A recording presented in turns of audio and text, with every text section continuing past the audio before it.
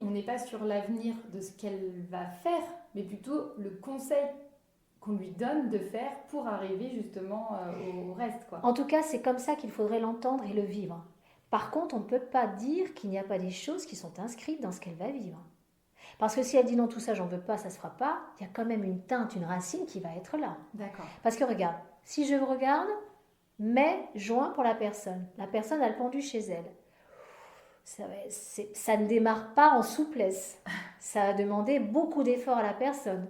Si elle suit un soleil et un empereur dans ce mois de mai et juin, parce que le temps a été défini comme ça, parce qu'il faut toujours définir, ça ne veut pas dire non plus, ah mais tout va bien, ça va être génial. Mais, si moi je vois ça, je vais dire à la personne, votre mois de mai, votre mois de juin, parce que ça c'est la première lecture. Donc ça existe. Ça c'est posé, ça c'est fait. Donc, attention au mois de mai, ça va être très compliqué.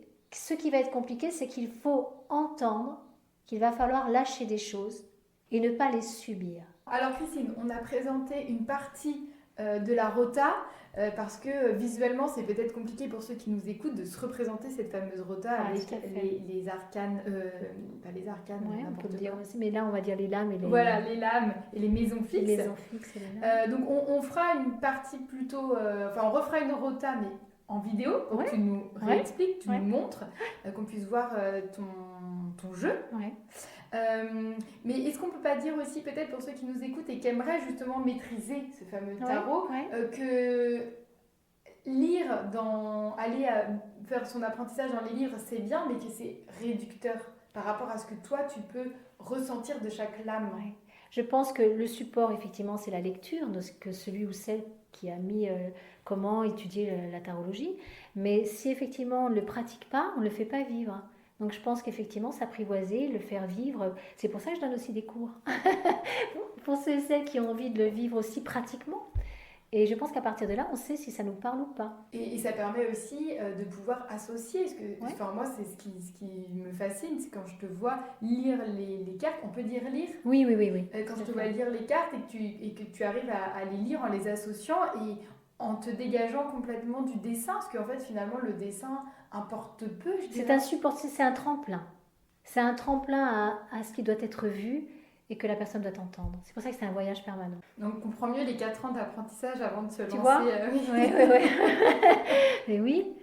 Et oui, c'est ça. Et après, ça ne veut pas dire que j'étais pas fébrile, hein. Dire oh là là, oh là là, oh là là, c'est tout à fait normal. Mais là, maintenant, ça va mieux quand même. Heureusement. Heureusement que je peux quand même voir, voilà, naviguer avec, en tout cas. Et tu as plus de consultants hommes ou femmes? Les deux. Les deux? Ouais, les deux. Oui. Et ce qui est génial, c'est que, alors, j'ai quand même plus de femmes que d'hommes, mais j'ai beaucoup d'hommes. Et Et c'est génial, hein. d'un point de vue Ouais.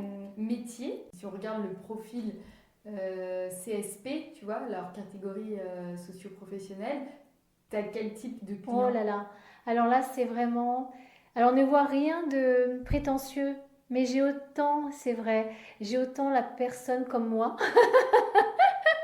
classique, basique, de notre vie de tous les jours, de la maman, tu Enfin, vois. si toi t'es classique basique. Non, mais je veux dire, tu vois, je veux dire de la maman, de. Ouais. Voilà, tout simplement, quoi.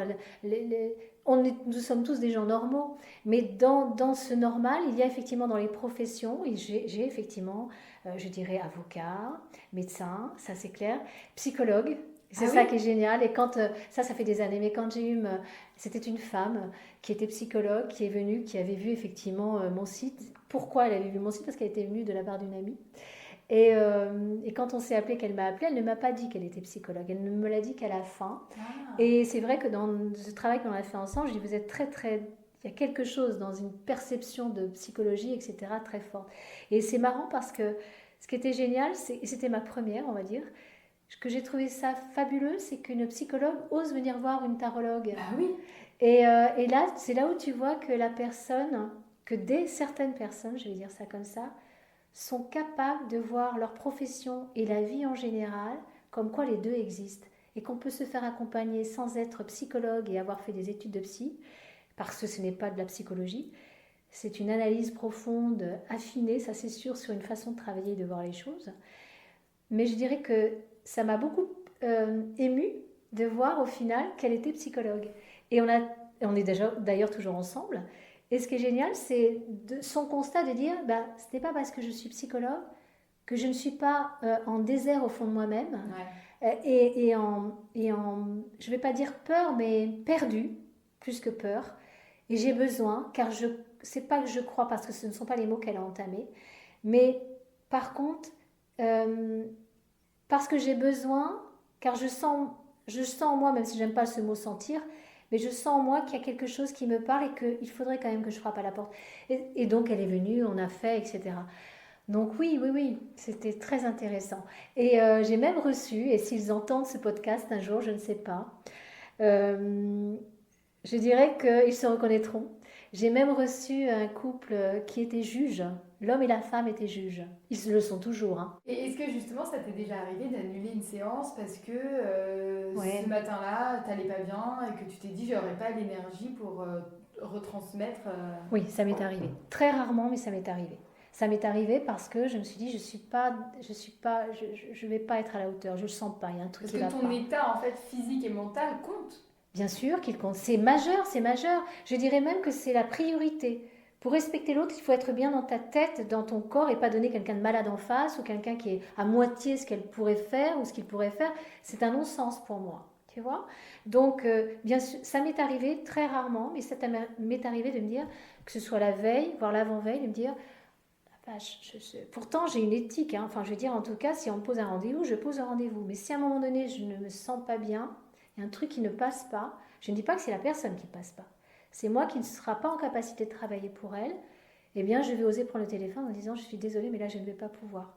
J'ai quelque chose de personnel, je ne peux pas. Je ne vais pas raconter ma vie. Oui. Et puis l'autre n'a pas besoin de ça. Mais voilà, ça c'est privé. Et les seules fois où j'ai pu le faire, car cela m'est arrivé, c'est pour des problèmes de santé ou personnels, où là tu ne peux rien faire que d'arrêter le jour même le jour même, et dire je suis désolée mais là il faut que je parte. Ah oui. Ah oui. Ça m'est arrivé une fois, mais c'était quelque chose de terrible.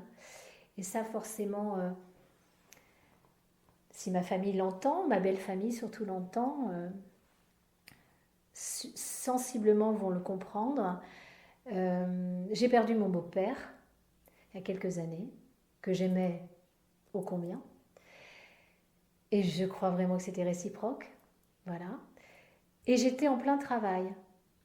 Dans mon bureau, la personne, et je me rappelle, j'avais 1h30 de travail avec elle.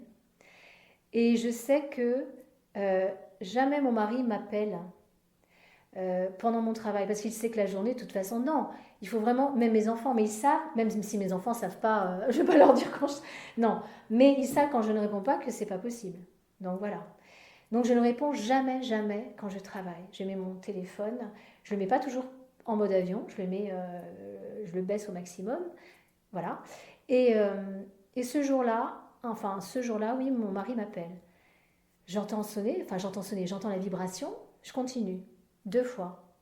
Je vois Jean-Paul, je vois le nom parce que mon portable était ouvert comme ça, donc je vois mon homme, mon homme, qui m'appelle donc, et voilà, 2 fois, 3 fois.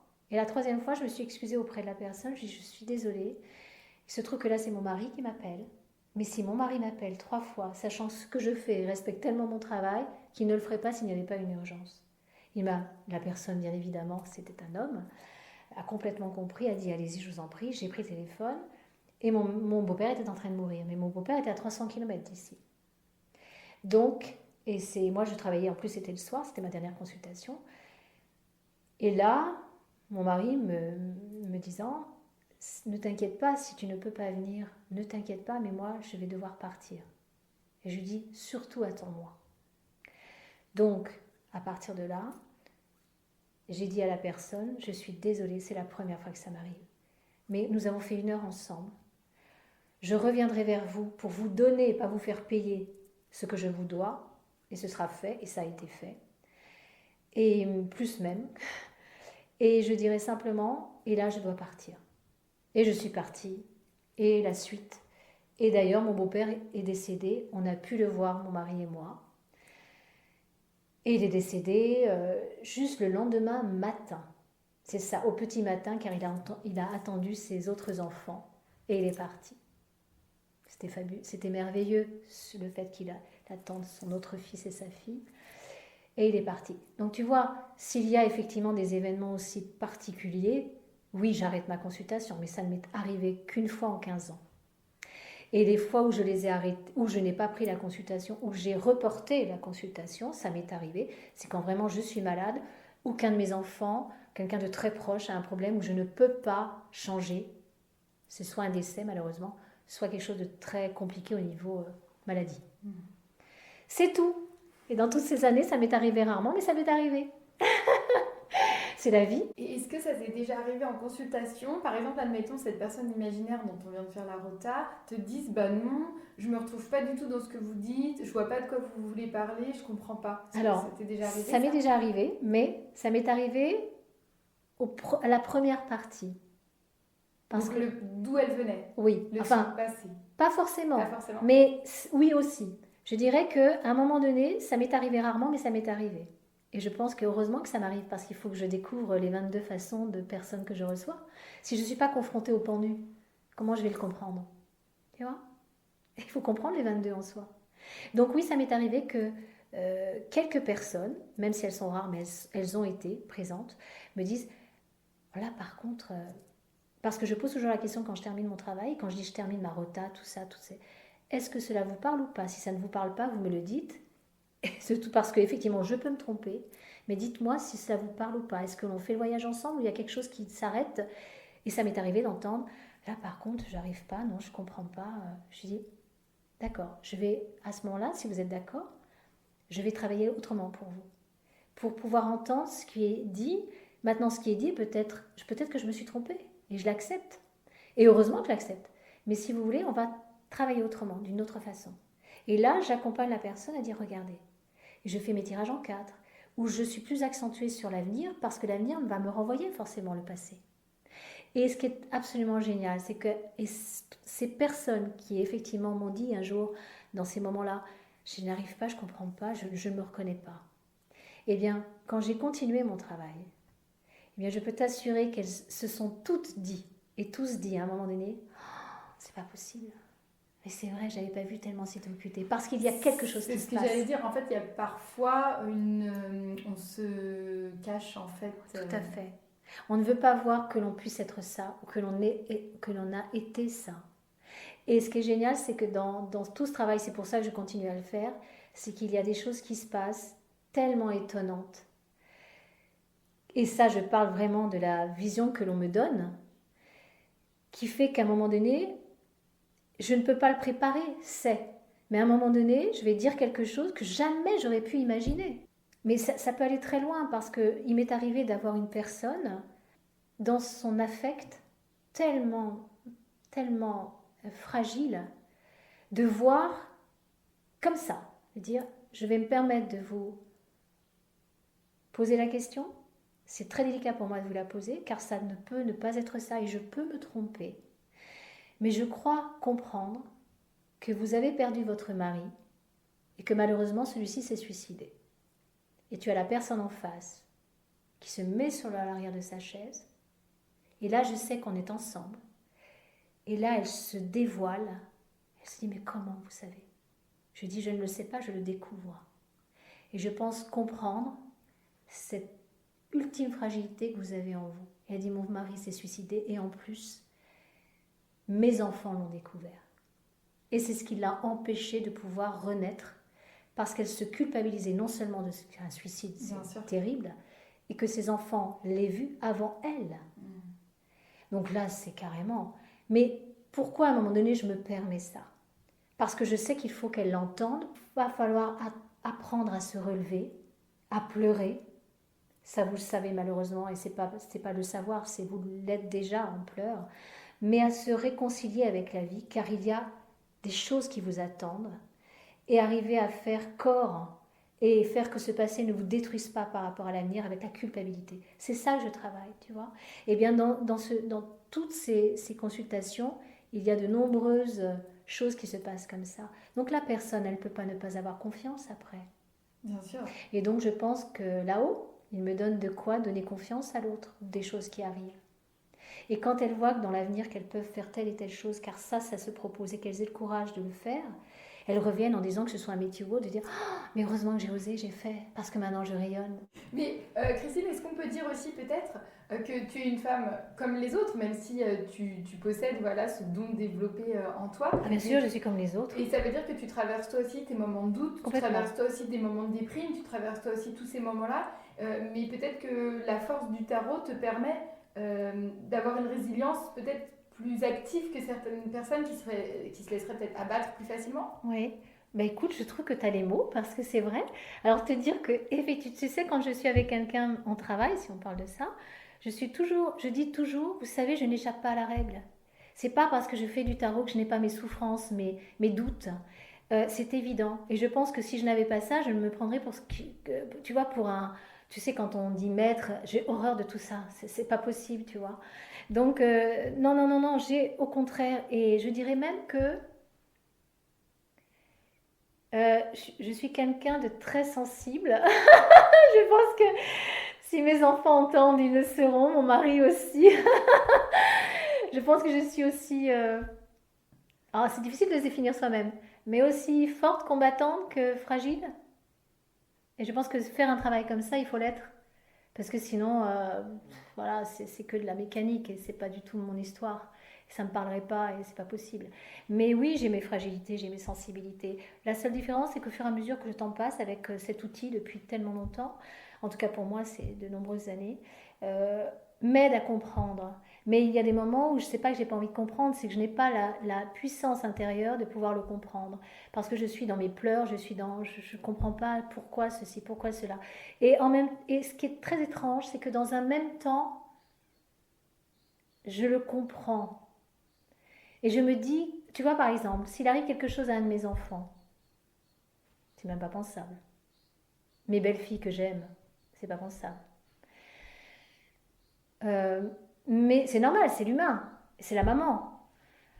Euh, mais s'il arrive, et c'est arrivé, des choses pas simples, forcément mon instinct, mon corps, voilà, mon intérieur est complètement anéanti.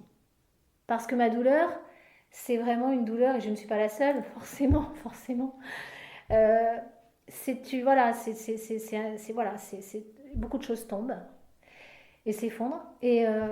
Mais tout de suite, c'est se dire, ok, c'est d'abord l'urgence, de dire, ok, euh, qu'est-ce qu'il faut faire, tac, tac, tac. Mais c'est aussi le respect dans un même temps de dire, chacun étant unique et différent, le chemin de l'un n'est pas le chemin de l'autre.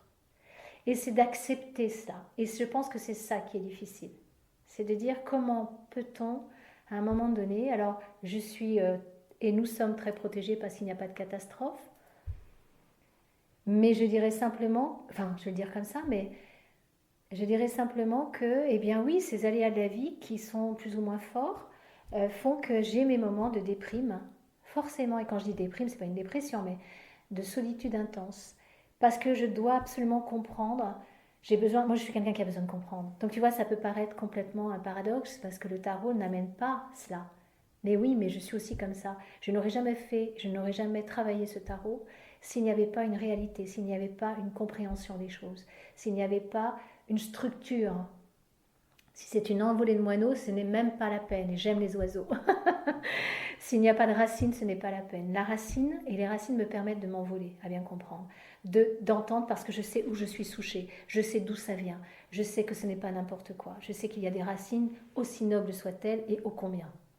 Donc ces racines me touchent tellement que c'est pas l'histoire d'y croire, c'est qu'elles sont tellement empreintes, je pense aussi de mon histoire, qu'elles ont réveillé des choses à partir d'un certain âge et que j'ai osé aller et comprendre et aller voir ce qui se passait. Et au fur et à mesure, j'ai eu confiance car beaucoup de choses, sans une quantité, mais certaines choses me sont arrivées dans une voyance, dans une vision plus exactement, qui m'a été permise de voir, qui m'a permise d'être encore plus en confiance, mais d'être aussi comme ça. Et me dire, mon Dieu, c'est encore plus beau que ce que je ne pouvais imaginer. Donc quand on voit des choses comme ça dans sa vie... C'est une sorte de lâcher prise. Je ne sais pas si on peut dire de lâcher prise, parce que ça ne m'est pas arrivé que quand il y a des moments difficiles, Mais je pense que le difficile aide à toucher le sacré. Je pense que si on a une vie, mais c'est ce que je pense, c'est pas forcément une vérité, en tout cas c'est la mienne. Je pense que si nous n'avons pas je dirais comment dire, de parcours dans notre vie où il y a à un moment donné une confrontation à la difficulté, à quelque chose de difficile. Une épreuve. Une épreuve, merci. On ne peut pas savoir qui nous sommes vraiment. Quand tout va bien, tu prends quelqu'un où tout va bien tout le temps, tout le temps, tout le temps, même si je me dis c'est quelque chose qui ne va pas. C'est pas pour qu'il ait du mal, pas du tout, mais bon, en tout cas on va prendre de quelqu'un qui a, si on voit la matière par exemple, toujours une opulence, etc. Et tout va bien, tout va bien, tout va bien. Je me dis ok, mais je ne suis pas convaincue que cela va aider la personne à savoir l'essentiel et à comprendre ce pourquoi il est fait. Je pense que l'opulence, à un moment donné, où la matière peut, et pour moi très certainement, enlever l'essentiel à entendre. Ça ne veut pas dire qu'il ne faut pas de matière. Mon Dieu, mais oui qu'il en faut. Je pense qu'une forme de confrontation est importante pour comprendre plus la vie, la respecter surtout. Mais je pense que certaines traversées du désert aident à sentir et à trouver l'essentiel. Après, libre arbitre. On a envie, on n'a pas envie. On a envie de ne pas penser à ça dans sa vie. Je dirais l'horizontalité nous suffit. Eh bien, si c'est ce que la personne aime, qu'elle le vive. Est-ce qu'il y a des questions auxquelles tu refuses de répondre? Oui, la mort par exemple. Je ne dirais pas. Et ça ne veut pas dire que je ne vois pas. Ah, donc tu peux voir par exemple dans un tirage le décès de quelqu'un? Enfin, je veux dire, de ton consultant, c'est comme ça qu'on dit? Oui, mais je n'ai pas voulu travailler dedans pour le développer. Tu vois, ça m'est arrivé. Alors bien sûr, il n'y a aucun nom qui sort d'ici, mais je dirais que c'est pas que je fuis ça. Déjà, ça va te paraître paradoxal. Oui, j'ai une partie de moi qui a peur de la mort. C'est évident. Alors que tu navigues en permanence avec le subtil. Oui, c'est pour ça que tu vois, c'est mon côté cartésienne, racine. Et en même temps, j'ai une autre partie où j'ai pas peur. C'est les deux, tu vois, ce sont les deux. Et je pense que c'est ce qui m'aide à être dans cette forme de réalité et d'être toujours dans ce que nous sommes et dans ce qu'il faut entendre de ce qui serait à faire. Donc, je ne veux pas travailler je ne suis pas là pour faire certainement pas peur, parce que il m'est arrivé d'entendre, alors surtout par contre, moi je ne veux pas entendre ça, je ne veux pas entendre de maladie, de mort et machin. Je dis, mais je ne travaille pas là-dessus. Et je dis bien, ça ne veut pas dire qu'il n'y a pas des choses qui peuvent être visibles, mais jusqu'où la personne peut entendre. Tu vois, il y a des niveaux de réponse. Donc tu veux dire qu'en fait, lors d'une consultation face à ta rota, il y a des informations capitales qui peuvent apparaître à tes yeux, qui te sautent aux yeux, maladie, mort, etc. Mais tu es capable de saisir ce que peut entendre ou ne peut pas entendre ton consultant, et donc en fonction de ça, tu diras, donc la mort j'ai compris jamais, mais par contre, maladie, c'est quelque chose que tu peux éventuellement évoquer sans dire vous allez être malade, mais attention, il y aura peut-être quelque chose. Tout à fait. Ça sera amené comme ça. Et en plus, j'estime que je n'ai pas la science infuse et je suis encore moins médecin. Donc je suis très prudente avec la santé.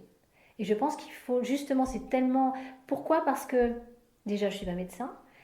Par contre, dire qu'il n'y a pas une réponse médicale, ce serait faux. Non, il y a des réponses. Mais le plus important dans la réponse, pour moi, c'est l'espoir. Car j'estime que ce n'est pas... Alors, je vais peut-être, si un médecin ou des médecins, et je reçois des médecins, je peux t'assurer. Et je dis merci parce donc que ça... Donc ils ne sont pas si cartésiens que ça. Non, il y en a, il y a de tout. Tout est dans tout. Il y a des médecins qui ne sont pas du tout pour ça et des médecins qui sont pour ça, qui entendent. Et ça, c'est magique. C'est magique.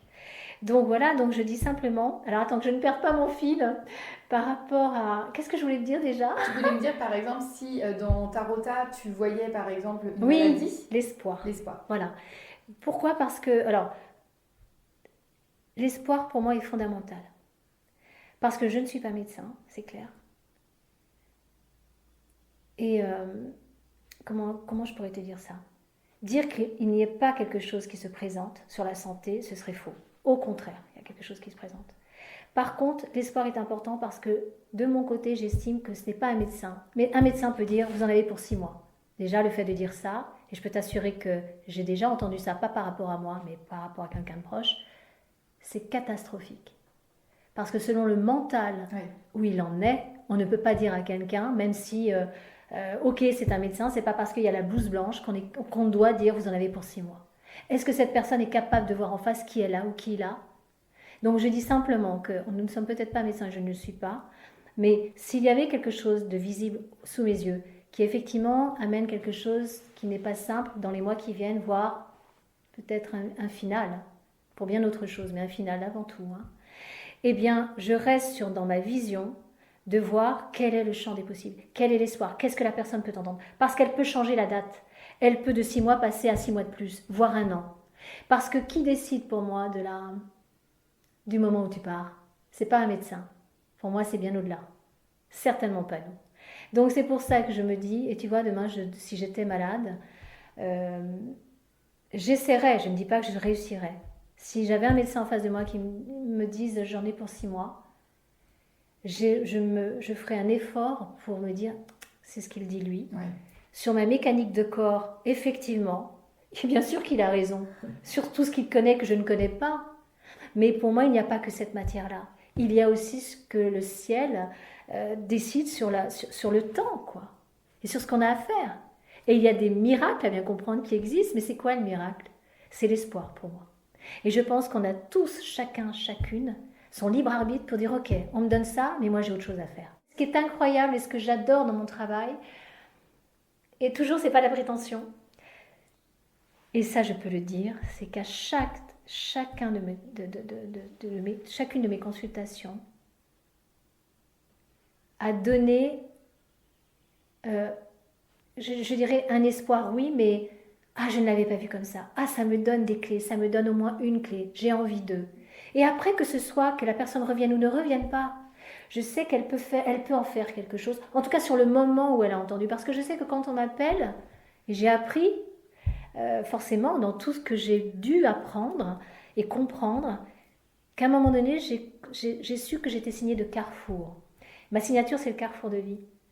Donc, c'est aussi logique quelque part. Qu'on vienne te voir quand on arrive à un carrefour. Oui, et on sait que ce n'est jamais par hasard. Mais je dirais simplement que ce carrefour présente tellement de choses à vivre que l'on n'entend pas en soi parce que, comme je dis, une éducation ou peu importe, ou une non-confiance en soi ne nous donne pas de quoi nous dire on peut le faire, on peut y aller, Eh bien moi je travaille là-dessus parce que je me dis que quel que soit quand tout ça s'arrêtera, parce qu'on a tous effectivement chronos, le temps, ce sablier qui défile, pourquoi nous sommes faits, bon sang? Qu'est-ce qu'on doit faire de sa vie? C'est une question fondamentale pour moi. C'est quoi la vie? C'est quoi? Qu'est-ce qu'on doit faire? Et c'est pas une question de mission, j'aime pas du tout ce mot-là, mais qu'est-ce qu'on a à faire de sa vie, quoi? Donc c'est vrai qu'à un moment donné, je pourrais être très impatiente et aussi très patiente, ça dépend.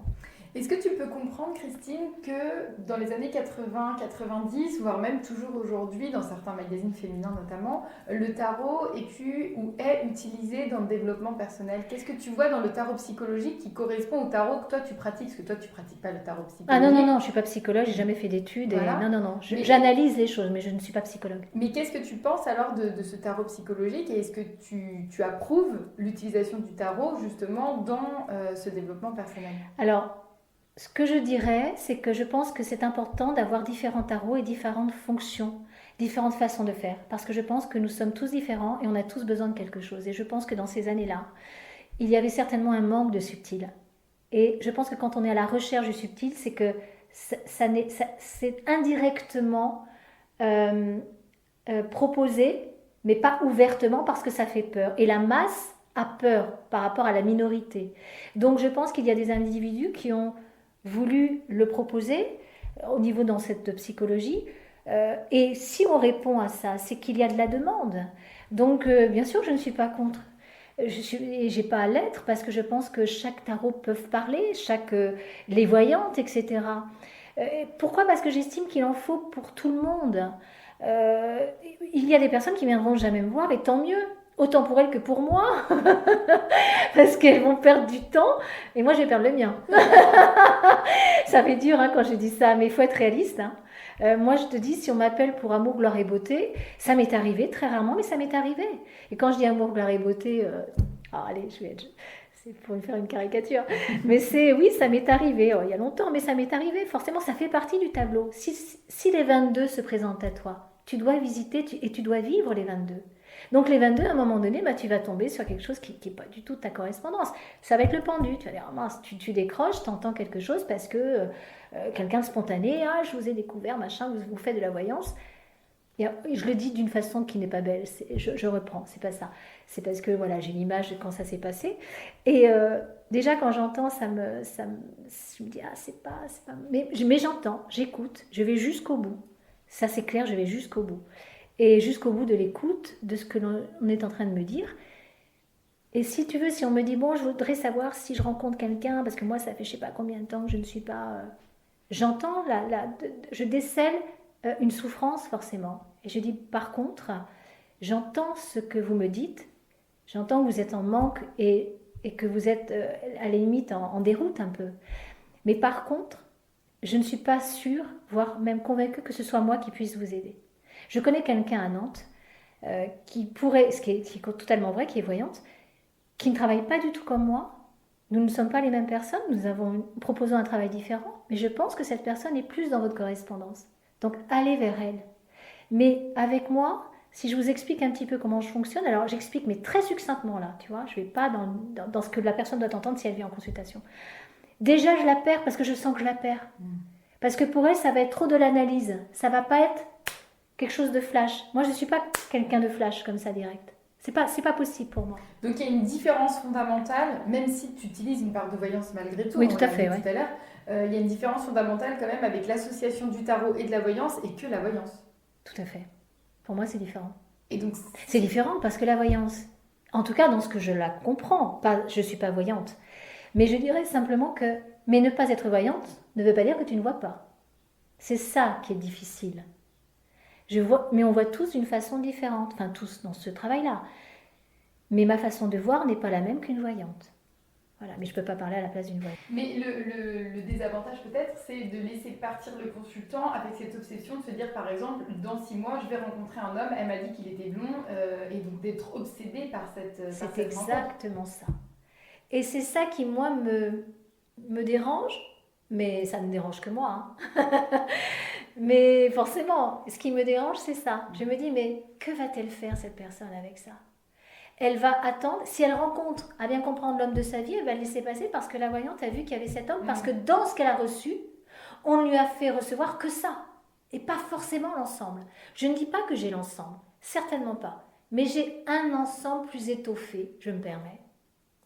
Ça va paraître très fier, mais soyons fiers de ce que l'on fait. Est-ce que tu as déjà refusé un consultant parce qu'il te semblait qu'il était trop accro et qu'il ne vivait finalement plus sa vie qu'en fonction des messages que tu lui délivrais ? Bien sûr, c'est-à-dire qu'au départ, parce qu'on pourrait dire que pour toi c'est pratique, tu as un consultant qui revient tout le temps. Jamais. Je n'ai pas une clientèle, quand quelqu'un m'appelle et que je fais une consultation, jamais je vais lui dire, vous revenez dans 1 mois, dans 2 mois, dans 3 mois, dans 1 semaine. Déjà 1 semaine, ce sera un non-sens. Comment mettre en pratique ce qui a été vu ? Il faut au moins quelques mois. Donc c'est vrai que la clientèle, tu ne te la fais pas, tu n'as pas une clientèle, une belle clientèle, la première année, la deuxième année, la troisième année, c'est pas possible. Ce n'est pas possible. Il t'a fallu combien de temps justement pour créer ta clientèle ? Oh là là, il m'a bien fallu minimum 6 à 7 ans. Ah oui ? Ouais. Ah oui, bien sûr. Donc on peut dire que sur ces 16 années, ça fait que depuis la moitié que tu vis vraiment de... Ouais. D'accord. Ouais. Donc il faut s'accrocher. Oui, il faut s'accrocher, il faut y croire, il faut avoir envie, il faut avoir un homme comme j'ai à mes côtés qui croit en moi, qui m'aime, avec un grand A, et qui me laisse la possibilité de pouvoir le vivre. Parce que si je n'avais pas eu mon compagnon de route, de toujours, si je ne l'avais pas eu, je n'aurais jamais pu faire ça. Mes enfants le savent, jamais. Parce que j'aurais dû...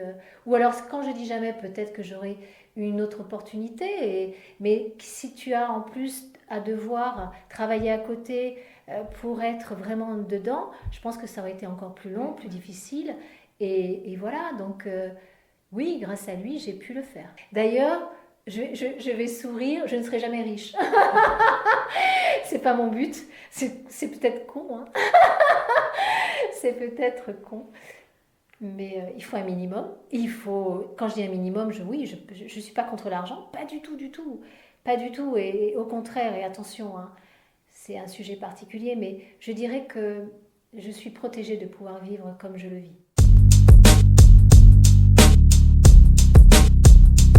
Un grand merci à Christine de m'avoir ouvert ses portes, d'avoir accepté de parler d'elle, de son métier, elle qui est d'habitude si discrète sur son travail. Si le travail de Christine vous parle, vous pouvez consulter son site internet christine-rouge.fr. studio-du6ovola.fr.